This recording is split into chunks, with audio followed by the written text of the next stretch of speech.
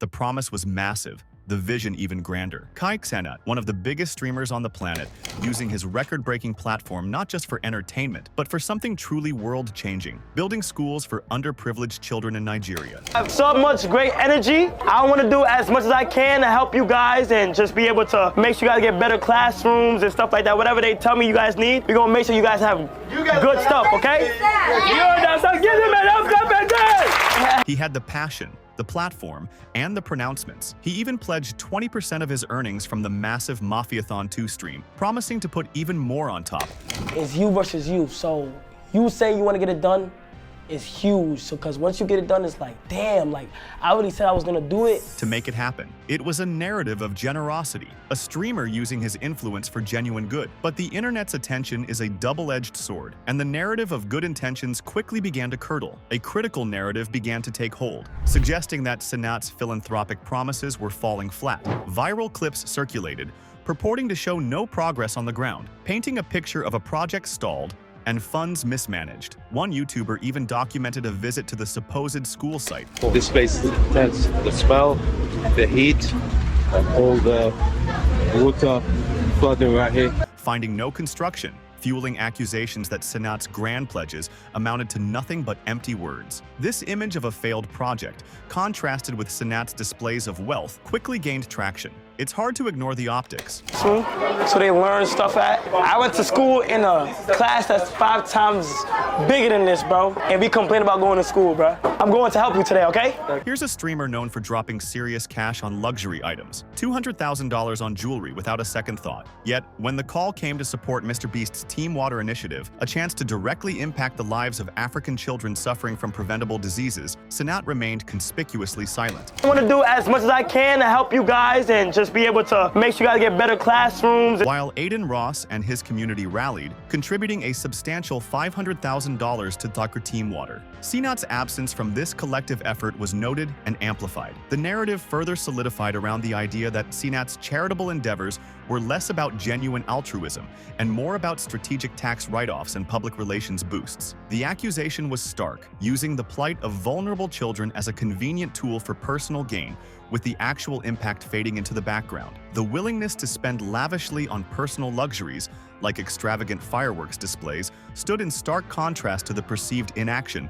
on his promised school project. It's another day in Nigeria and another school to go to. This perceived disparity fueled accusations of hypocrisy, suggesting a pattern of generosity only when the spotlight directly benefited him. Adding another layer to the unfolding drama was the involvement of fellow streamer Aiden Ross, who publicly urged Sanat to donate $400,000 to MrBeast's Team Water.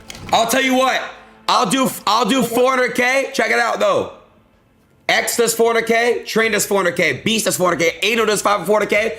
We need 5. If Kai Sanat does 400K. Ross's motivation, however, had a twist. He suggested this donation could serve as an indirect way for Sanat to settle a significant debt owed to XQC. The idea was that Sanat could turn a personal financial obligation into a charitable act, potentially salvaging his reputation while contributing to a worthy cause. Despite this opportunity to address both his debt and his public image, Sanat reportedly did not take up the challenge. The saga took another turn with a virtual meeting between XQC, MrBeast, and Aiden Ross. All right. I got one. Can I ask it? You ready? Yeah, go ahead. Are you circumcised?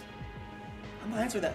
Okay, sorry, damn. Wait, you don't want to answer that? That's just kind of odd, no? XQC openly discussed the situation, alleging that Sanat had not only failed to repay the $100,000 debt stemming from a past wager with 21 Savage. Kai elevated and pushed marathons further up, but the blueprint is a copy. But had also resorted to blocking his number. XQC's narrative painted a picture of Sanat. Kai blocked my number, fair enough, right? No drama there, just blocked my number, right? So I can't collect my 100K, which is fine. So I thought, dude, just put it for a good cause. And I thought I'll double that on top of that. Avoiding his financial responsibilities, using the digital equivalent of slamming the door on his problems. This added a personal accountability dimension to the growing criticism. Amidst the external commentary, voices from within Sanat's own circle began to surface. While initial rumors of a major rift with Fanum and a so-called AMP breakup were later clarified as misinterpretations of Fanum's travel plans and a song lyric, the underlying sentiment hinted at a more complex dynamic behind the scenes. These whispers contributed to a narrative suggesting a discrepancy between Sanat's on-screen persona and his off-camera behavior. Further fueling the flames of controversy was the resurfacing of an old clip showing Sanat seemingly boasting about tipping $0 on DoorDash. In the context of the mounting criticism, this clip became a potent symbol of perceived disconnect and a lack of consideration for those in less privileged positions. It reinforced the narrative of a streamer whose generosity was selective and performative, extending to grand gestures but not to everyday acts of kindness. The core of the criticism boils down to a perceived betrayal of trust. Sanat cultivated an image,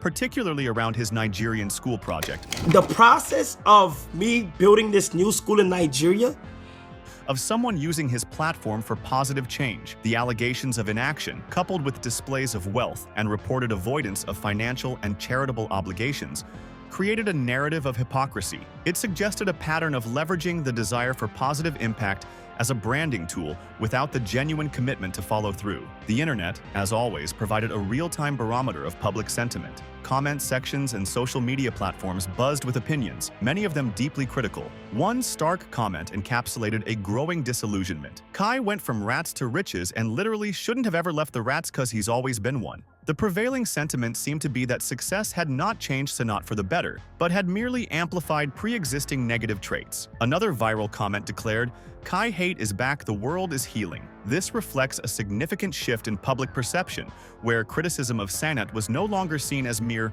online drama, but as a necessary correction, a sign of the internet holding a prominent figure accountable. Perhaps the most damning indictment came in the form of a simple, direct statement. and I'm guarding that all day. I'm guarding that.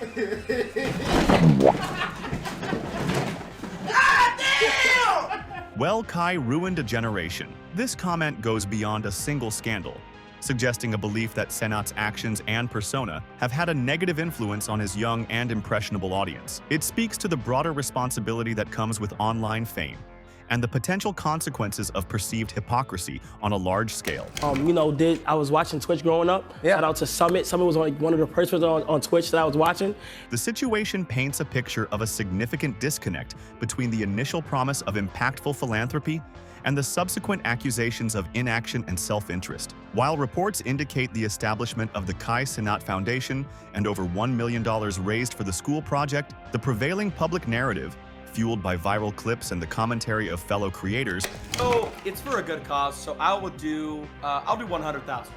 Really? Really? paints a much darker picture of broken promises and misplaced priorities. The online court of public opinion has rendered its initial verdict. Kai Sanat, the promised philanthropist, is now largely viewed as a figure who prioritized personal gain and online persona over genuine impact. The question now remains whether this narrative will evolve as more information comes to light and how Sanat will attempt to navigate this significant crisis of public perception.